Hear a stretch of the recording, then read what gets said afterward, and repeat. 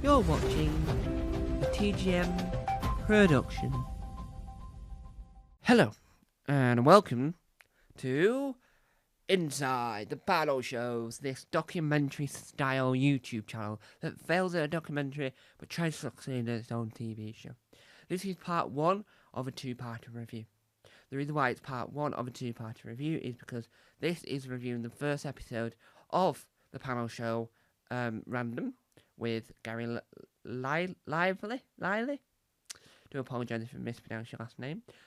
And it showcases what it is, but due to some elements I'm going to mention early on that aren't there in this, the full series is out on the 19th of December, but they decided to air the first one yesterday. Not too sure why, but what will happen is I'll review that and I'll probably be able to solve some of the issues. So let's start off with the first off. This was announced months and months ago, right? So I had completely forgotten that Robin Morgan, the Welsh comedian, had anything to do with it, right? I completely forgotten his rounding, because every time they promote it, they don't want to shout that he's involved, right? Because obviously they don't have enough for him. Turns out he's a question writer and providing a commentary over the top for hearing viewers, so that they can make sure this is as accessible for as many people as possible, because this is why it makes sense, because it opens up the world of deaf comedy to people that wouldn't not ordinarily definitely watch a deaf comedy, right? If you're a fan of John Bishop and you've seen John Bishop's program about his son becoming deaf and learning sign language, then you'll know who Gavin Lively is. Do apologise about your last name. So you'll understand who he is. So you'll go, oh yeah, I remember him. And you'll probably, and if you watch the special that John Bishop did afterwards to compliment it, then you'll then want to watch this because you'll know who he is. So it's a little bit in the mainstream for some people.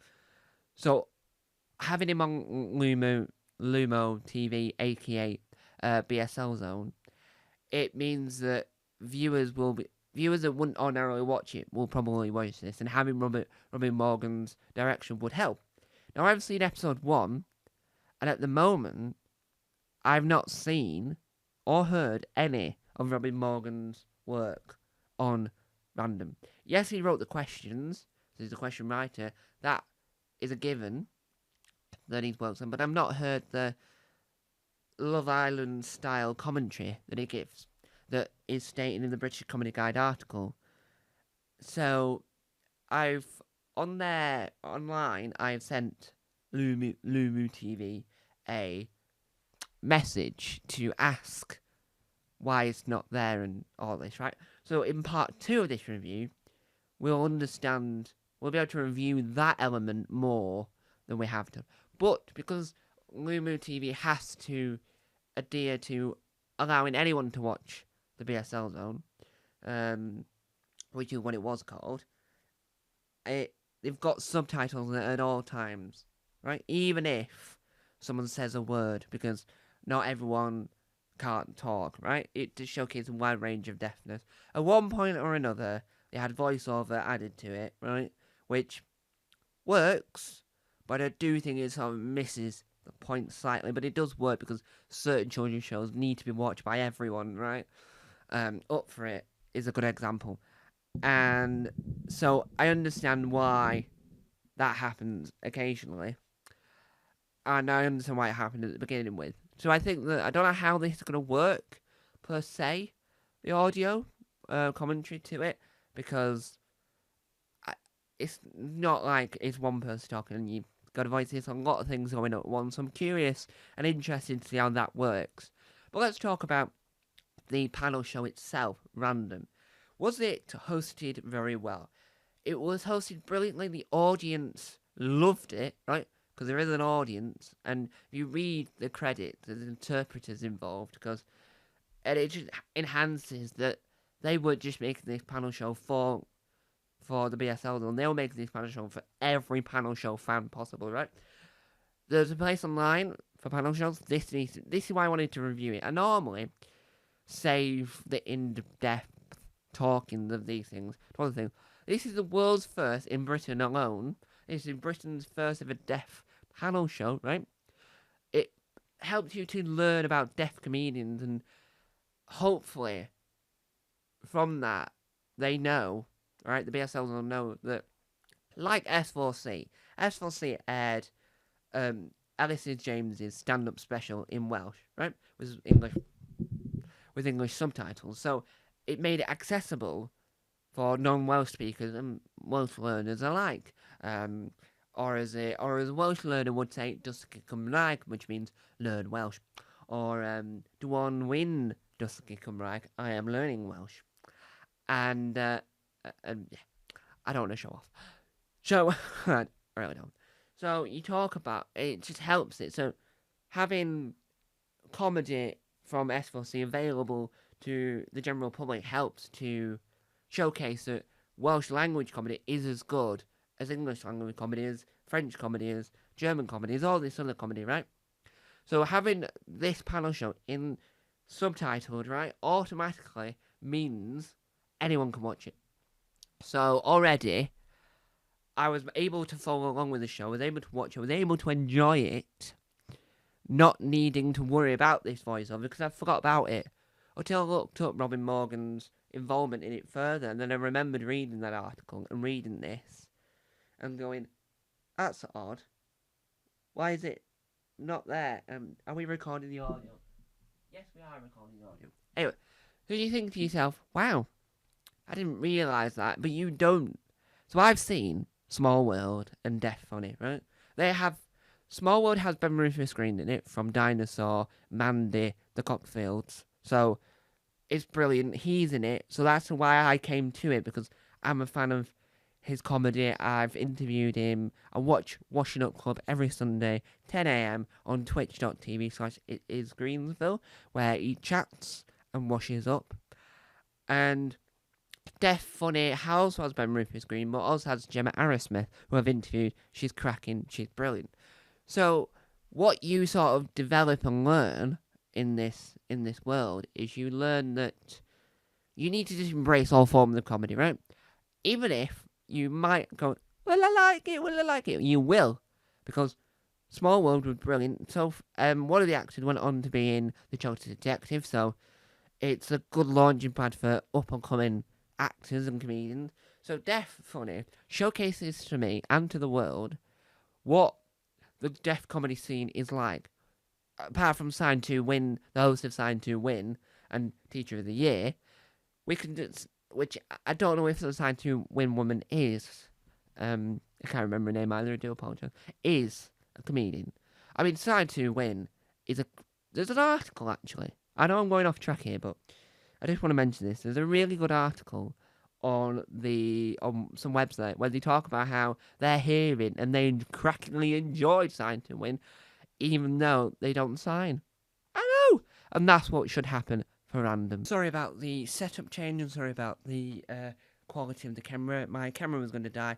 I had to film it on my phone because it was the only thing I had left. And I needed to make sure that the angles still look right. So, going to review Random a lot further on now.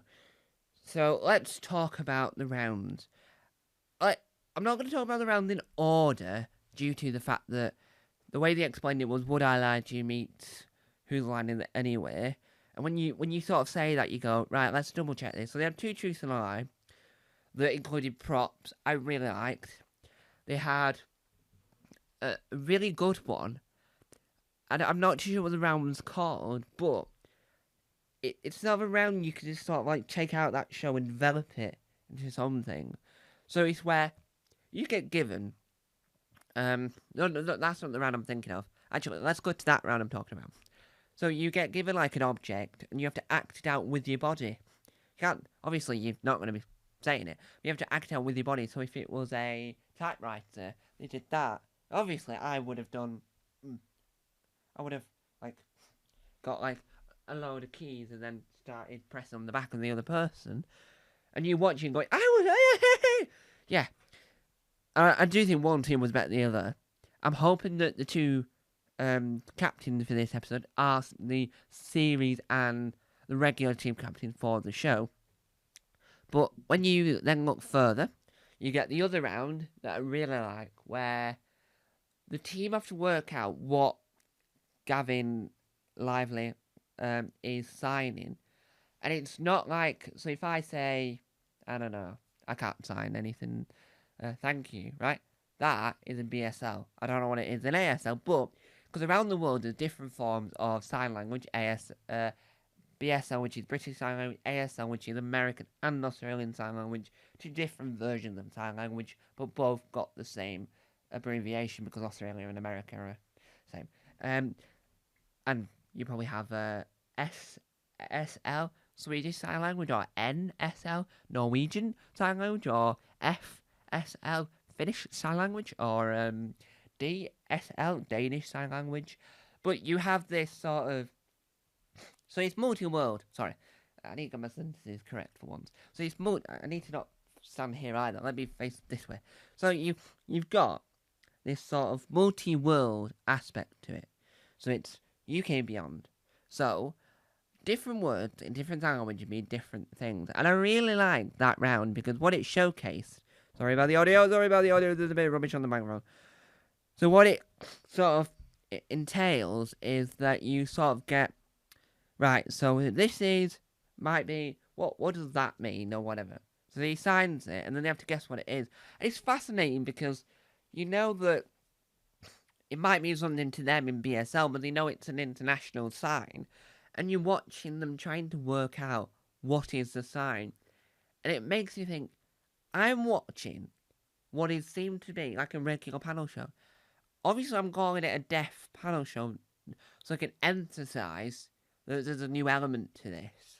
So if I didn't have to say, oh, it's a deaf panel show, I would just call it a panel show and just talk about it and say, oh, it's brilliant, this, that, the other, I really like this, I really like that, I wish I'd done this, that, and the other. But because I don't want you to go and watch it and go, you didn't tell me it was deaf, and comment that and go, I can't watch this because it's deaf, you didn't warn me. I don't want that to happen. So if I forewarn that it's deaf panel show, it means that you can go into it going, right, I'm here not just to watch what is reviewed by Tom Mason as a good panel show, but I'm here to open my eyes to the world of deaf comedy, and I can explore deaf stand-up, deaf sitcoms, deaf sketch shows, and I can see this other world. The other thing I need to talk about, but I'll do it on and now for something completely different, is Scottish Gaelic sketch shows, which are the weird due to the fact that some of the sketches they don't really make any sense, but it just enhances the joke amazingly. And I mentioned it several times. But overall, I thought that random it wasn't really that random. So Richard Donaldson House of Games, you've got a button you press and it randomises things.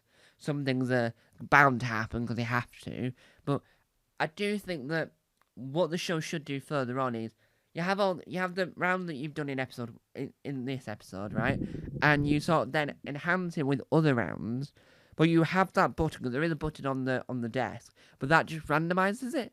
So there was a panel show in America called Wheel of Jokes, which had lots of British comedians on it because it was filmed in London, and that had a wheel that sort of randomised the category of what was going to be spoke about. So I feel that in random we need more of a random element. So the rounds are good, the show's good, but I just think it misses some of the more randomer elements. So it doesn't really have that sort of random feeling to it. It feels more formulaic, which is not a bad thing per se, but I think if you're going to call a show random, you should randomise the rounds. So you might not always start with guessing the international signs. You might not always do Truth or Lie in that episode. You might not always do that. So I think randomising it slightly more will help to showcase that it is called random for a reason. For the audio element, because with a deaf show, you have to make it more accessible for everyone and to make it feel less weird, if that's the word I want to use, for people that stumble across it, having some music, not all the time, but having some sound like a theme tune or some bits of music here and there. It's just sort of if someone just stumbles across it because it airs on Film 4 on certain nights a week and Together TV. But if someone stumbles across it, you don't want to feel that it's why is it quiet? You want to be able to go, oh, this sounds interesting and engage into it. So it's trying to make it more accessible. So the theme tune's quite good. The graphics of the massive circle, the word random, and the graphic title cards are really, really good. I really quite like them. They look stunning, right? They look stunning. And I liked how when he wants them to hurry up, the lights flash, right? Because that's a signal to them that we need to hurry up. But the sound, because I don't know I don't know the situation with the audience. They're watching it in the room, in the studio, so I don't really know much on the behind the scenes. I wish Robin Morgan should do a behind the scenes thing about it, or I should try and interview him to ask him the behind the scenes of Random. So you sort of get this aspect of you press the button and you go meow, meow, and then the lights flash. Or if you're trying to guess who's right, you go blue, blue, blue, and the lights flash. So I really like that it's accommodating for absolutely everyone. Even though it's focused for the deaf comedians and deaf comedy, right? To try and get people engaged in that world. I have heard that he has said, Gavin Lively, has said that he really wants John Bishop on board, right, for an episode. I think that would really work because there must be others, but he's one that talks about sign language quite a lot and made that documentary about learning sign language. So I think he would be a good addition to the panel for an episode. I mean, wouldn't have them all the time, but having him there would be interesting because then you'd get more viewers. You wouldn't get more viewers, but get people that were fans of John Bishop then come along to this because some people might watch shows just because John Bishop's on it, right? And then you get more viewers, and then they might stick around and go, "This is brilliant," and then stay for more, which is what we want. So there's 3 rounds. I think the One Truth and a Lie round's really good. The charades type round worked really well, and I think the guessing the international signs is also another fantastic round. The point scoring bit, I know that it doesn't matter about points at the end, but I think him trying to spend that few moments trying to work out what the scores are is a little bit clunky. They could have put it on the screen. They could have done it digitally. Couldn't have had him. I wouldn't have really had him trying to add it up. I'm not saying there's a problem with that. I'm just saying it formatically and pacing wise in an episode. I don't think don't think that really works per se. So I think that sort of lets it down ever so slightly. So that's a little bit of a. I'm not too sure, but overall, I think that Gavin. I think this is the first time I've ever seen Gavin host anything. Gavin Lively. So I've seen him do stand up because John Bishop made a documentary about British Sign Language with his son. He then performed in British Sign Language. Then they did another show afterwards where they got a support act, Gavin Lively, to do some stand up. I know they had an interpreter speaking what he was saying for the audience, but I think that his presence on stage is really good. So I'm excited to watch the rest of the series, and I'm really intrigued to see how the show interacts, how the show feels with Robin Morgan's Love Island style commentary. So I'm intrigued to see how that works. So in part 2, I'll explain more about if I've heard anything back from BSL's on Lumo TV. If I've heard anything more back, I will inform you in the second part, and I'll review the rest of the series as well as trying to review the Robin Morgan audio commentary if I can ever find it. So, without further ado, that's the end of part 1 of my review of Random. Bye-bye.